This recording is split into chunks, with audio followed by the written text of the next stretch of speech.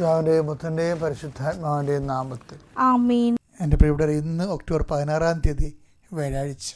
അമ്മേ പരിശുദ്ധമ്മേ, അമ്മേ പരിശുദ്ധമേ, ദൈവമാതാവേ, ദൈവമാതാവേ, കൃപാസനത്തിലൂടെ ഞങ്ങൾക്കും ഞങ്ങളുടെ ദേശത്തിനും അമ്മ മധ്യസ്ഥം തേടി തന്ന എല്ലാ അനുഗ്രഹങ്ങൾക്കും കൃപകൾക്കും ഞങ്ങളിപ്പോൾ ഹൃദയം നിറഞ്ഞ നന്ദി പറയുന്നു. അമ്മേ പരിശുദ്ധമ്മേ, അമ്മേ പരിശുദ്ധമേ, ദൈവമാതാവേ, 2004 ഡിസംബർ 7 ഉച്ചകഴിഞ്ഞ് 2:30 കൃപാസനത്തിൽ സംഭവിച്ച അമ്മയുടെ പ്രത്യക്ഷപ്പെടലിനെ കുറിച്ച് തിരുസഭയ്ക്ക് സമർപ്പിച്ചിരിക്കുന്ന പഠനരേഖകളുടെ മേൽ സഭാത്മകമായ പഠനം ആരംഭിക്കുവാൻ ഞങ്ങൾ പ്രാർത്ഥിക്കുന്നു.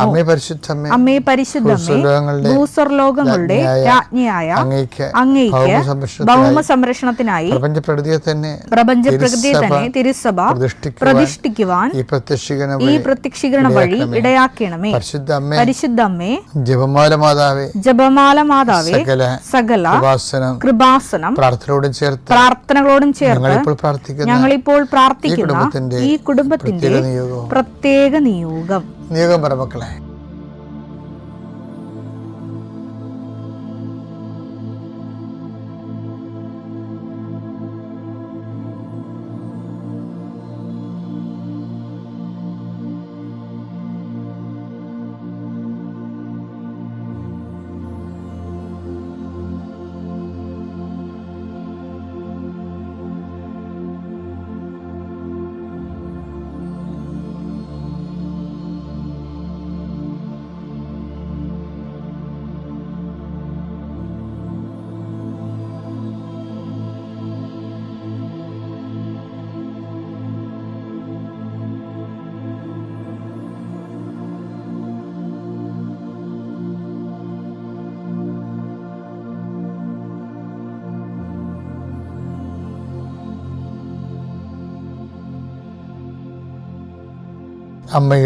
അമ്മയുടെ പ്രത്യക്ഷീകരണത്തിന്റെ ഈ അനുഗ്രഹവേളയിൽ ഞങ്ങൾക്ക് സാധിച്ചു തരുവാൻ കനിയണമേ.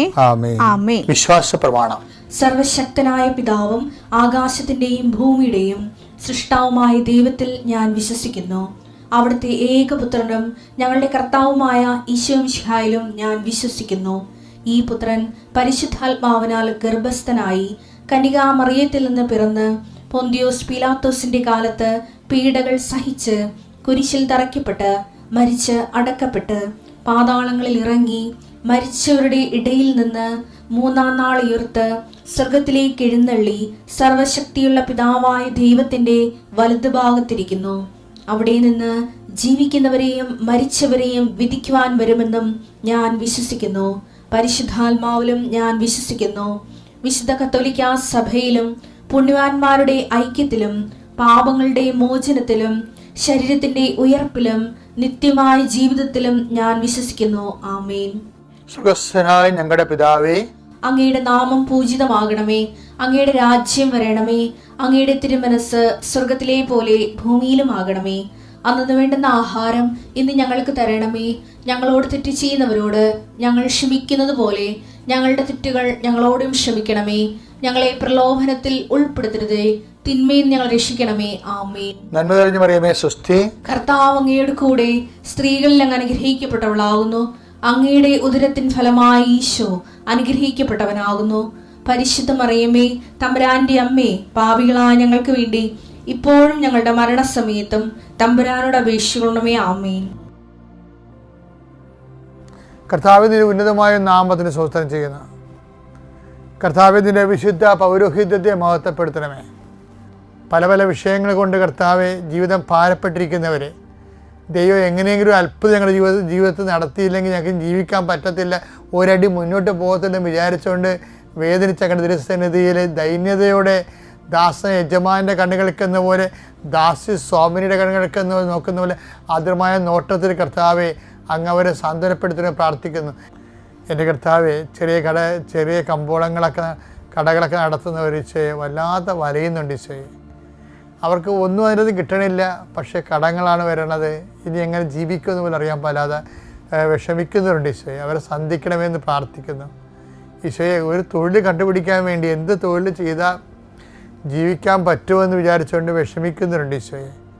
അവരെ കർത്താവ് വിസ പുതുക്കി കിട്ടാത്തതിൻ്റെ പേരിൽ മക്കളെ കരഞ്ഞു വിളിച്ച് നിലവിളിക്കുമ്പോൾ അമ്മ അവരെ ആശ്വസിപ്പിക്കുന്നത് ഉടമ്പടി എടുത്തിട്ടുണ്ട് മകനെ മാതാവ് നമ്മൾ സന്ദർശിക്കുമെന്നാണ്. ആ ഒരു ഒറ്റ ആശ്രമേ ഉള്ള അമ്മേ. അതെല്ലാ മക്കൾ അങ്ങനെ ചിന്തിക്കുന്ന ഓരോ മക്കളെയും പ്രാർത്ഥന കൂടുന്നുണ്ടെങ്കിൽ തീർച്ചയായിട്ടും കൃപാസന ആൾത്താരെ ജീവനുടെ പ്രത്യക്ഷ മാതാവ്, സഞ്ചാരി മാതാവ് ആ മേഖലയിൽ ചെന്നിട്ട് അവരുടെ പ്രശ്നങ്ങളെ പരിഹരിച്ചുകൊണ്ട് അവർക്ക് സന്ധിപ്പ് നൽകുന്നതിന് വേണ്ടി എൻ്റെ കർത്താവിൻ്റെ ഉന്നതമായ നാമത്തിൽ സഭയുടെ അധികാരത്തിൽ കുരിശടയാളത്തിൽ നിങ്ങളെ അനുഗ്രഹിക്കട്ടെ. നമ്മൾ ആധ്യാത്മിക ജീവിതം എന്ന് പറയുമ്പോൾ പ്രാർത്ഥനാ ജീവിതം എന്നാണ് മനസ്സിലാക്കിയിരിക്കുന്നത്. അതാണ് നമ്മുടെ ആധ്യാത്മിക ജീവിതം എന്ന് പറയുമ്പോൾ പ്രാർത്ഥനാ ജീവിതം എന്ന് മനസ്സിലാക്കിയിരിക്കുന്നത്. അങ്ങനെ പ്രത്യേകിച്ച് കത്തോലിക്കിന് പ്രത്യേകിച്ച് എന്താ കാരണം വെച്ച് കഴിഞ്ഞാൽ പിന്നെ പെന്തക്കോസ്റ്റൽസും അങ്ങനെ തന്നെയാണ്. ആധ്യാത്മിക ജീവിതം എന്ന് പ്രാർത്ഥനാ ജീവിതമാണ്. അതുകൊണ്ട് എന്താ സംഭവിക്കുന്നത് പറയാം, നമ്മുടെ ട്രെയിനിങ് കിട്ടിയിരിക്കുന്ന ട്രെയിനിങ് അതാ. ഇപ്പം ആലപ്പുഴ ഞങ്ങളുടെ ഈ സൈഡിലെല്ലാം സന്യാസ സഭകളാണ്, മിഷണറിമാരല്ല ട്രെയിൻ ചെയ്തെടുത്തിരിക്കുന്നത്. അപ്പോൾ ഈശോ സഭക്കാരുടെ ട്രെയിനിങ് ഭയങ്കര രസമായിരുന്നു. ആ ട്രെയിനിങ് പിന്നെ കിട്ടിയില്ല. ഡച്ചുകാർ വന്നപ്പോൾ ആ ട്രെയിനിങ് പോയി. അത് വേറൊരു ട്രെയിനിങ് ആയിരുന്നു. പിന്നീട് വന്നവർക്ക് കൂടുതൽ ഭക്തിക്കായും ആയിരിക്കും പ്രാധാന്യം വന്നത്. അതുപോലെ ഇപ്പോൾ ഈ മേഖലയിലുള്ളവരെല്ലാം വളരെ ഭക്തിക്കാരാണ്. പക്ഷെ ജീവിതത്തിലെ നിലപാടുകൾ വരുമ്പോൾ ഭക്തി വേറെ, നിലപാട് വേറെയായിട്ട് മാറും. അങ്ങനെ ഒരു പ്രശ്നങ്ങൾ നമ്മൾ പലപ്പോഴും ക്രിസ്ത്യൻസിൻ്റെ ഇടയിൽ അഭിമുഖീകരിച്ച് വരുന്നുണ്ട്. അപ്പോൾ എപ്പോഴും നമ്മൾ ശ്രദ്ധിക്കേണ്ട ഒരു വിഷയം, ഇപ്പോൾ യാക്കോബിൻ്റെ കാര്യം പറഞ്ഞ പോലെ നമ്മൾ എന്ത് തേനും കട്ടയാണെന്ന് പറഞ്ഞാലും അസസ്മെൻ്റ് വരുമ്പോൾ യാക്കോബാണെന്ന് കർത്താവ് നോക്കത്തില്ല. നീതി ദേവതയുടെ കണ്ണ് കെട്ടിയിരിക്കുന്ന പോലുള്ള പരിപാടിയാണ്. കാപട്യമുള്ളവനെ കാപട്യമുള്ളവൻ തന്നെ പറയും. ബ്രാൻഡഡാണ് ആ സാധനം. അപ്പോൾ ദൈവതിരുസന്നിധിയിൽ ബ്രാൻഡഡ് ആകാതിരിക്കാൻ വേണ്ടി പ്രത്യേകം ശ്രദ്ധിക്കണം. പിന്നെ എപ്പോഴും സ്റ്റാറ്റസ് ലോയിങ് ഒരു എപ്പോഴും നമ്മൾ സ്റ്റാറ്റസ് ലോ ചെയ്ത് വരണം. ഇപ്പോൾ ഈശോയ്ക്ക് ജ്ഞാനസ്ഥാനത്തിൽ പിതാവ് സ്റ്റാറ്റസ് കൊടുത്തില്ലേ, ഇവൻ എൻ്റെ പ്രിയപുത്രനാണ്. അപ്പോൾ ഈ സ്റ്റാറ്റസ് ഡാമേജ് ആക്കാൻ വേണ്ടിയുള്ള പരിപാടികളാണ് പിന്നീട് നടക്കണതെല്ലാം. മരുഭൂമി അപ്പം എടുത്തിട്ട് നീ ദൈവപുത്രനാണെങ്കിൽ കല്ലുകളോട് അപ്പമാകാൻ പറയും.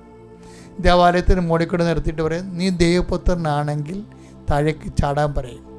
അപ്പോഴേ ഇവിടെ എല്ലാം വരുന്നൊരു വിഷയം, ഒന്നെങ്കിൽ ദൈവപുത്രനാണെന്നുള്ളതിൻ്റെ ഒരു തെളിവ് സാത്താൻ ഒരു പ്രലോഭനത്തിലൂടെ ഈശോയ്ക്ക് തെളിവ് കൊടുത്തിട്ട് തൻ്റെ പ്രാഗൽഭ്യം തെളിയിക്കാൻ വേണ്ടിയുള്ള പരിശ്രമങ്ങളിലേക്ക് പോകുമ്പോൾ അപ്പോഴെന്ത് പറ്റും, അത് ഓട്ടോമാറ്റിക്കായി ലോകാരൂപിയിലേക്ക് പോകും. അത് ലോകാരൂപിയിലേക്ക് പോകും. ഇപ്പം എങ്ങനെ ഇപ്പോൾ അതുപോലെ തന്നെ സ്വന്തം വിശപ്പ് മാറ്റാൻ വേണ്ടി കല്ലപ്പമാക്കിയാലും സ്വന്തം കാര്യം നേടാൻ വേണ്ടി ദൈവികത അതൊരു ദുർച്ചലവിൻ്റെ കൂട്ടത്തിൽ പോകും. ഈശോയെ മരുഭൂമിയിലേക്ക് കൂട്ടിക്കൊണ്ട് പോന്നിട്ട് ശരിക്കും പറഞ്ഞാൽ ടോർപ്പിഡോ ചെയ്യുന്നത് മുഴുവനും, ലക്ഷ്യം വെക്കുന്നതും ഫോക്കസ് ചെയ്യുന്നത് മുഴുവനും ഈശോയുടെ സ്റ്റാറ്റസിനെയാണ് ചെയ്യുന്നത്. ഈ സ്റ്റാറ്റസിനെ ഡാമേജ് ആക്കാൻ വേണ്ടിയാണ് പലപ്പോഴും പ്രലോഭനങ്ങളെല്ലാം കൊണ്ട് ഉദ്ദേശിക്കുന്നത്. എപ്പോഴും നമ്മളുടെ ദൈവികമായ സ്റ്റാറ്റസ് നിലനിർത്തിക്കൊണ്ട് തന്നെ നമ്മളിലുള്ള ലോകത്തിൻ്റെ സ്റ്റാറ്റസ്, ലോകം നൽകുന്ന സ്റ്റാറ്റസ് ക്രമേണ സബ്സൈഡ് ചെയ്യുന്നിടത്ത് വെച്ചാണ് ഒരു പ്രായോഗികമായ ഒരു സുവിശേഷ വിഹിതമായ ആധ്യാത്മികത രൂപപ്പെട്ടു വരുന്നത്. അത്യപൂർവ ദൈവാനുഭവങ്ങൾ ഇനി നിങ്ങൾക്കും സ്വന്തം. ഈ യൂട്യൂബ് ചാനൽ ഇതുവരെ സബ്സ്ക്രൈബ് ചെയ്തിട്ടില്ലെങ്കിൽ ഇപ്പോൾ തന്നെ സബ്സ്ക്രൈബ് ചെയ്യുക. ഈ വീഡിയോ ഇപ്പോൾ തന്നെ നിങ്ങളുടെ സുഹൃത്തുക്കൾക്ക് ഷെയർ ചെയ്തുകൊണ്ട് കർത്താവിൻ്റെ പ്രേക്ഷിതരാകുക.